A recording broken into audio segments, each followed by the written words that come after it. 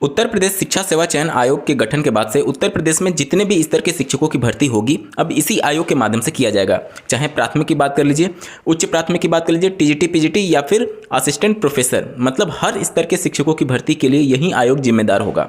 इसी के क्रम में एक महत्वपूर्ण बदलाव किया गया है। पहले असिस्टेंट प्रोफेसर टीजीटी पीजीटी में वेटिंग लिस्ट का प्रावधान था, जिसे इस बार नए आयोग के गठन के बाद से पूरी तरीके से समाप्त कर दिया गया है, जिसका जो छात्र हैं विरोध कर रहे हैं कि एक तो वर्षों तक कोई रिक्रूटमेंट स्टार्ट नहीं होती है और अगर रिक्रूटमेंट स्टार्ट हो जाती है तो उसको कंप्लीट होने में 2-3-4 साल लग जाते हैं। उदाहरण के लिए अगर आप देखेंगे तो 2021 का टीजीटी पीजीटी के लिए अभी तक परीक्षा कंडक्ट नहीं कराया गया है और हम लोग 2025 खत्म होने के कगार पर आ चुके हैं। तो अभ्यर्थियों की मांग ये है कि पहले जो प्रावधान था 25% टोटल सीट का वेटिंग लिस्ट के तौर पर जारी किया जाता था कि मान लीजिए कोई कैंडिडेट ज्वाइन नहीं करता है किसी भी कारणवश, तो वेटिंग लिस्ट से उस कैंडिडेट को मौका मिल जाए जो कि अभी प्रतीक्षारत है, क्योंकि अगली भर्ती आने में 4-5 साल लग जाएगा। और उत्तर प्रदेश की खास करके बात करें तो यहाँ पर भर्तियाँ जो होती हैं वो पंचवर्षीय योजना की तरह होती है।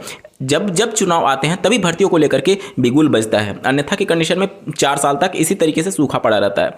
तो इन सभी चीज़ों को लेकर के अभ्यर्थी इसका विरोध कर रहे हैं। एक बार जल्दी से देख लेते हैं शिक्षक भर्ती में प्रतीक्षा सूची समाप्त। एक बार देखते हैं प्रदेश के सहायता प्राप्त महाविद्यालयों और माध्यमिक विद्यालयों की शिक्षक भर्ती से प्रतीक्षा सूची की व्यवस्था समाप्त कर दी गई है।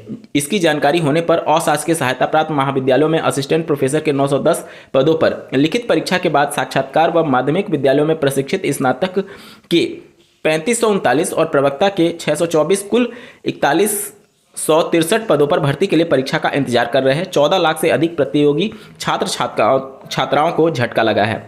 उत्तर प्रदेश उच्चतर शिक्षा सेवा चयन आयोग ने असिस्टेंट प्रोफेसर के लिए 31 अगस्त 2022 तक आवेदन लिए थे।